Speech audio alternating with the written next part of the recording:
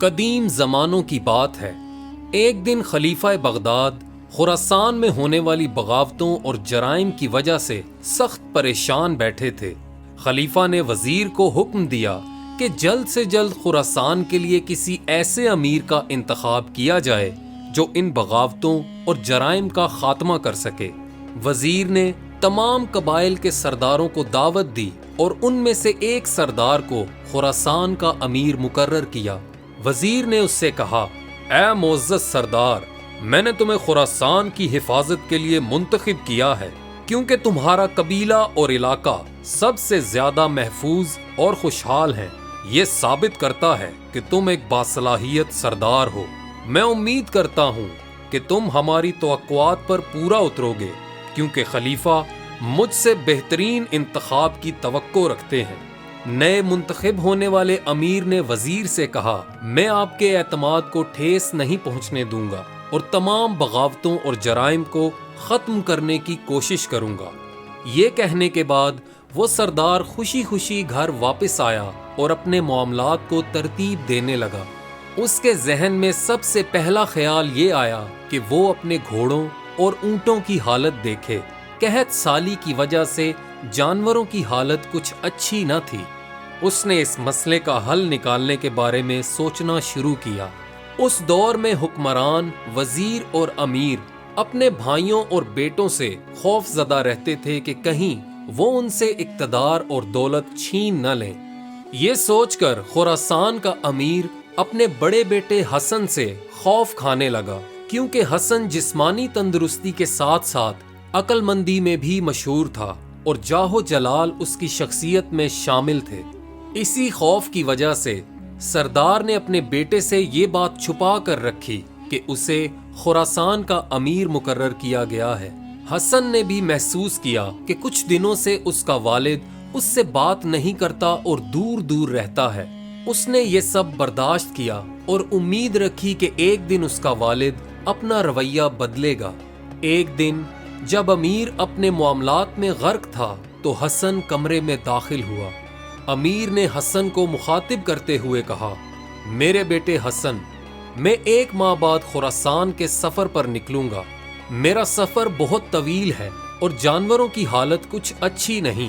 میں ان جانوروں کی ذمہ داری تمہارے حوالے کرتا ہوں۔ اگر تم انہیں اچھی حالت میں واپس لے آئے تو میں سمجھوں گا کہ تم بڑے کاموں کے لائق ہو اور مزید ذمہ داریاں سنبھال سکتے ہو۔ حسن نے جب اپنے والد کا مثبت اور بدلتا رویہ دیکھا تو بہت خوش ہوا اور والد نے جو اس کی ذمہ داری لگائی اسے پورا کرنے کے لیے کمر کس لی۔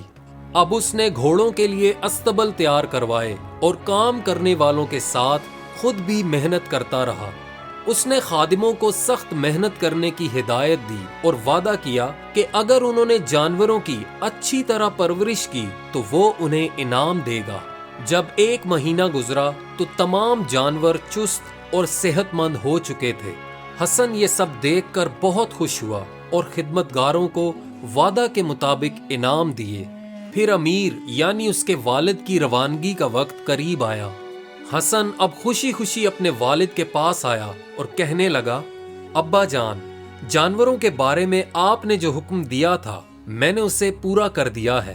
حسن کے والد نے کہا، مجھے ذرا اپنے ساتھ لے کر چلو، میں خود دیکھنا چاہتا ہوں کہ جو تم کہہ رہے ہو وہ سچ ہے یا نہیں۔ پھر اس نے جانوروں پر ایک نظر ڈالی اور دیکھا کہ وہ بے حد حسین اور صحت مند نظر آ رہے تھے۔ سردار کے چہرے پر وہ مسکراہٹ آئی جو اس کے بیٹے نے اس سے پہلے کبھی نہیں دیکھی تھی کیونکہ اس نے ہمیشہ اپنے والد کو غصے اور سنجیدگی میں ہی دیکھا تھا۔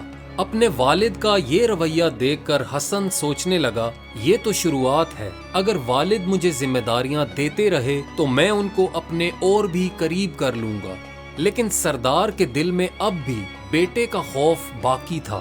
وہ حسن سے کہنے لگا، میرے بیٹے، آؤ میں تمہیں ایسی باتیں سکھاؤں جو تمہیں فائدہ دیں گی۔ اگر تم دیکھو کہ سلطان یا وقت نے تمہارے خاندان کے کسی فرد کو بلند مرتبہ دیا ہے تو کبھی اس سے حسد نہ کرنا، نہ ہی اس کے خلاف دشمنی میں وقت ضائع کرنا، ورنہ تم خود نقصان اٹھاؤ گے اور وہ اپنی جگہ پر قائم رہے گا۔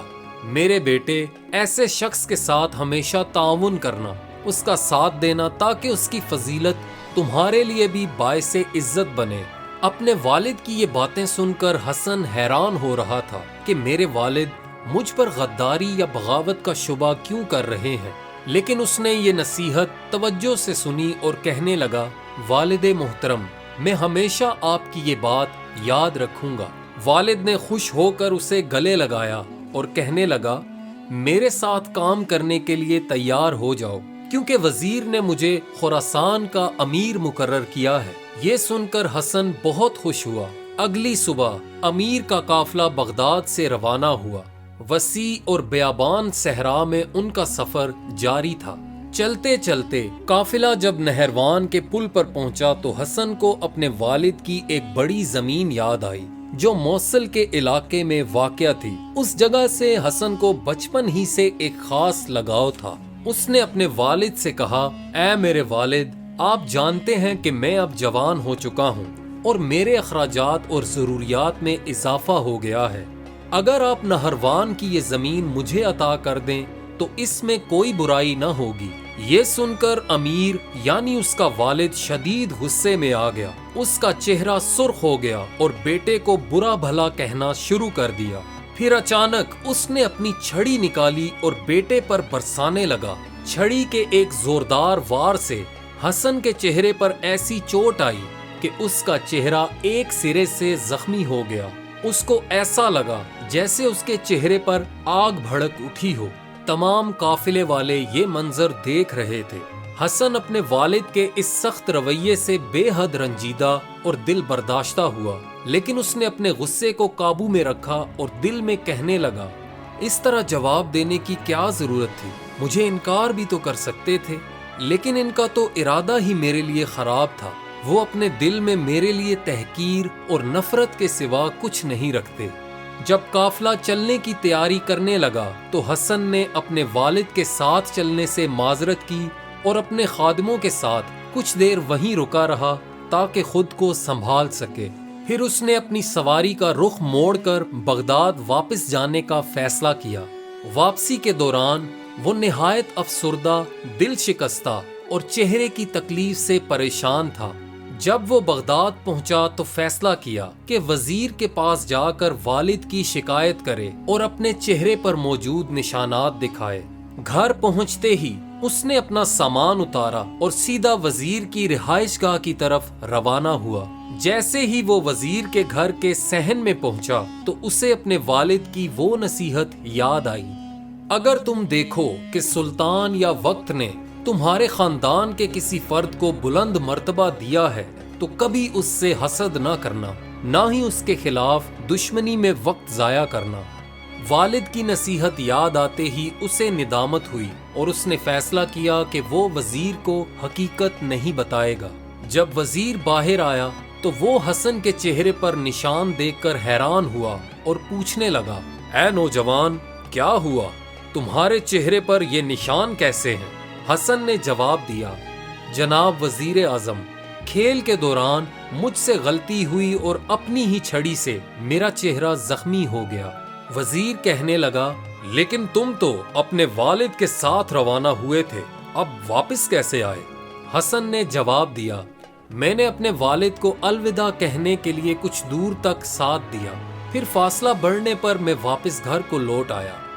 ادھر حسن کے والد یعنی خراسان کے نئے امیر کا قافلہ اپنی منزل کی جانب رواں دواں تھا۔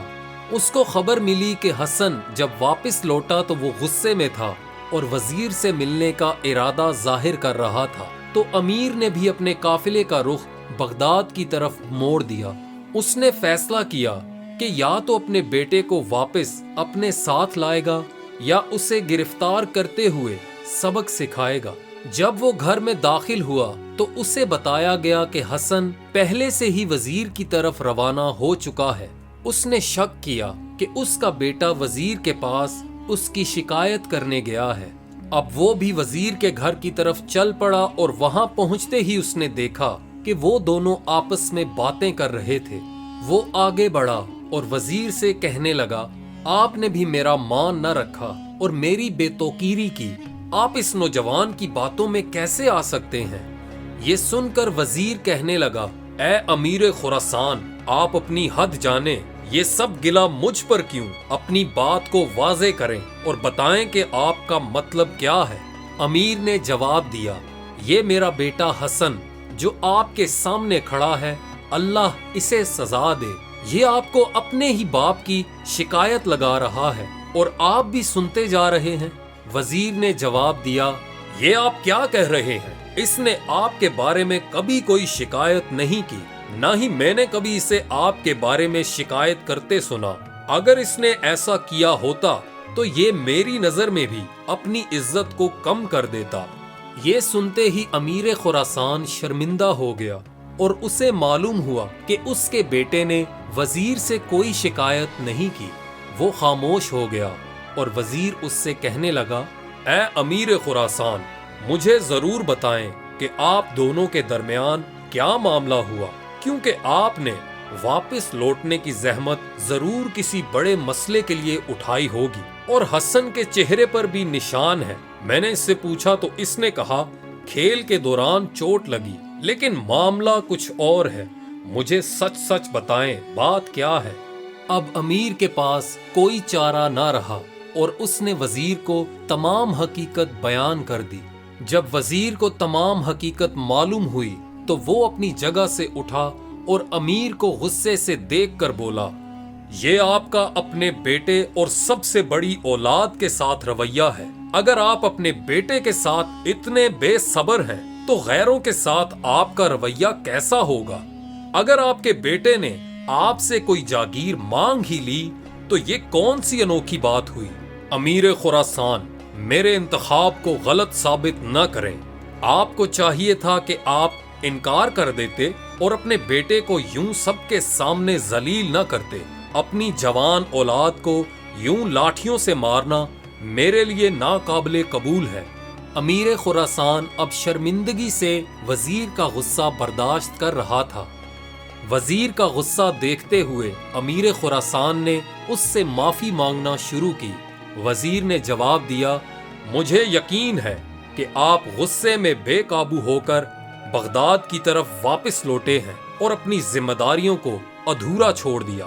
میں تمہاری معافی قبول نہیں کروں گا جب تک تم حسن کو بطور معاوضہ جاگیر دینے کا وعدہ نہ کرو۔ امیر خراسان نے جواب دیا، وزیر کے حکم کی اطاعت اور فرمانبرداری مجھ پر لازم ہے۔